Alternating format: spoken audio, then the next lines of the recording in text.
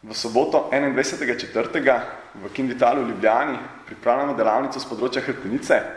Glavni poudarek bo na vratnem delu hrbtenice. Ena od glavnih gosti na delavnic bo pa Živa. Živa je danes z nami, tako da Živa. Bravo. Živa bo zdaj za začetek povedala nekaj besed o sebi, o svojem delu, o njeni poti, tako da kar se lahko predstavi. Najprej hvala za povabilo, da se čistko mogoče na hitro predstavim. Svoj dodiplomski študij sem končala na univerzi v Greenwichu v Londonu. Potem sem nadaljevala svoj podiplomski študij na univerzi v Dundeeju na Škotskem.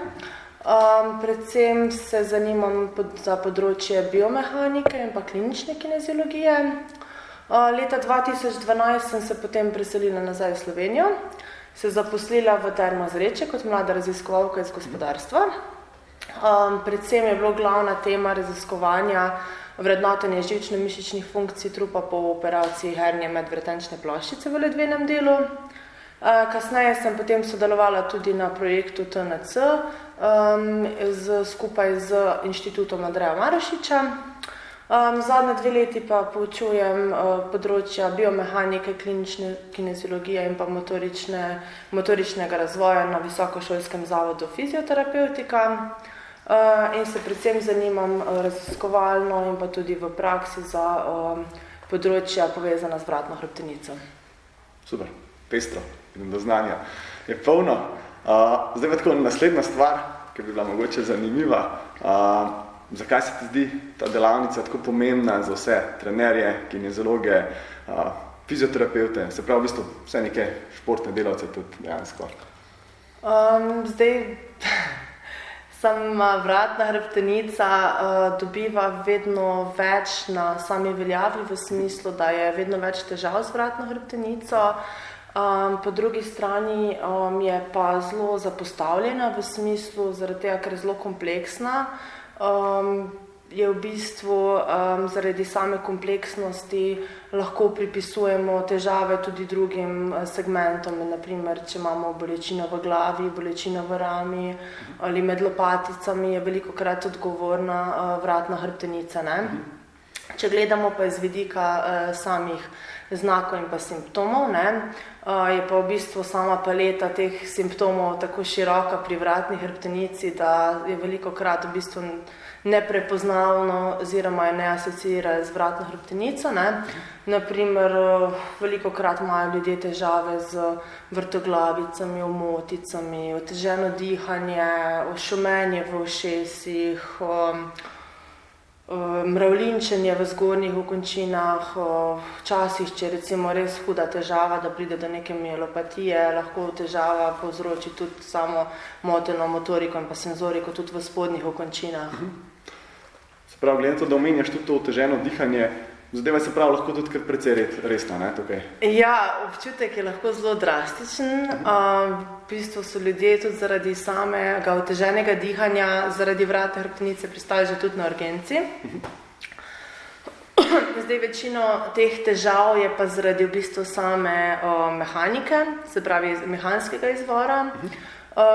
Recimo,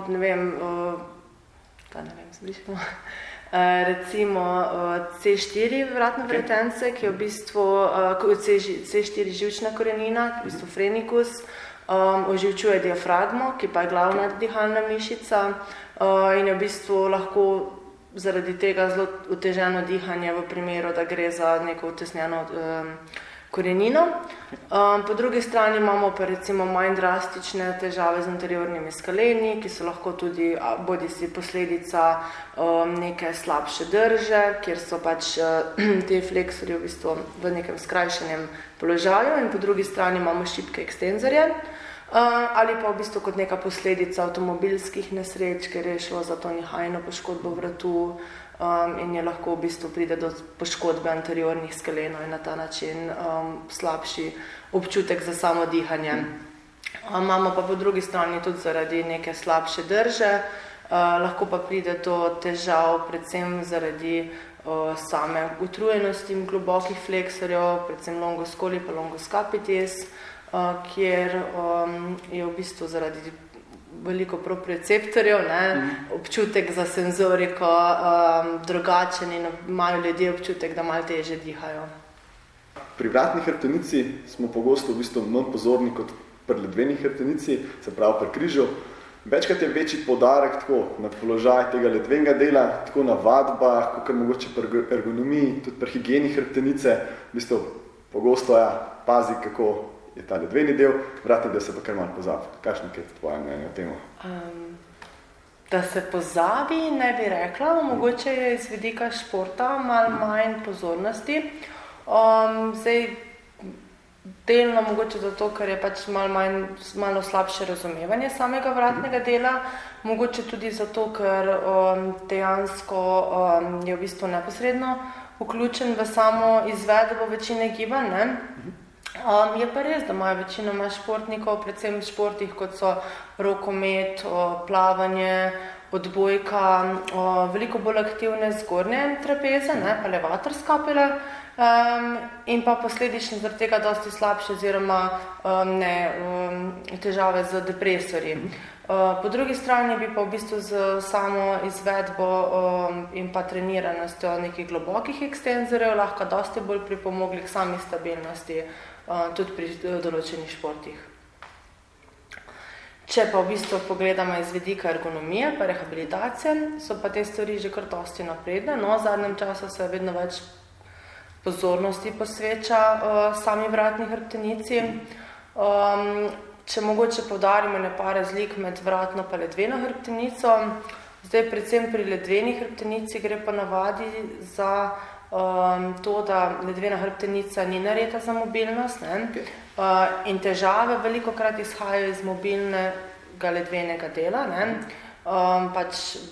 med tem, ko je vratna hrbtenica narejena bolj za samo mobilnost, in je v bistvu najbolj gibljiv del cele hrbtenice.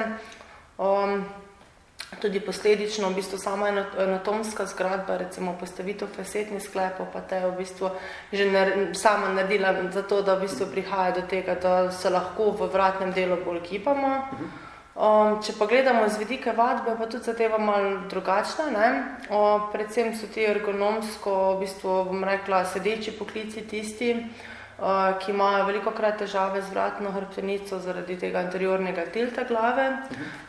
To pa prihaja velikokrat zaradi tega, ker imajo šibke, globoke fleksorje longus coli pa longus capitis. Je pa predvsem nepoznavanje samega načina, da v bistvu longus coli pa longus capitis sta v bistvu fazične mišice, pomeni, da ste hitro utrdljive in bi se mogli temu dati dosti večjo pozornost že pri sami vadbi in pa mogoče iskati neke razbremenilne položaje v smislu opore na stolih, da v bistvu lahko po 8 urah oziroma vmes že, samo v bistvu naslonimo in malo spočijemo, da se malo razbremenimo. Tako je. Ok. Se pravi, tudi dejansko tukaj pri vadbi ne pride upoštev toliko dolge obremenitve, kako potem malenko skrajše, kar se tiče treniranja teh mišic. Vsekakor jih je treba natrenirati v smislu, da v bistvu tudi s daljšimi vplivamo na to, ker je sama narava naših sedečih poklicov ta, da v bistvu moramo držati glavo oziroma segment v določenem položaju daljše časovno obdobje. Je pa vsekakor pomembno, da z raznimi aktivnimi vajami pa mogoče z ostalimi zadevami pripomoremo k temu, da prihaja do razbremenitve.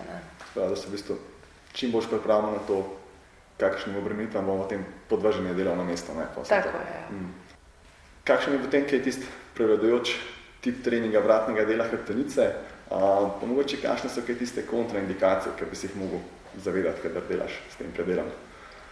Zdaj, osnovni princip je dosti podoben kot pri drugih delih kinetične verige.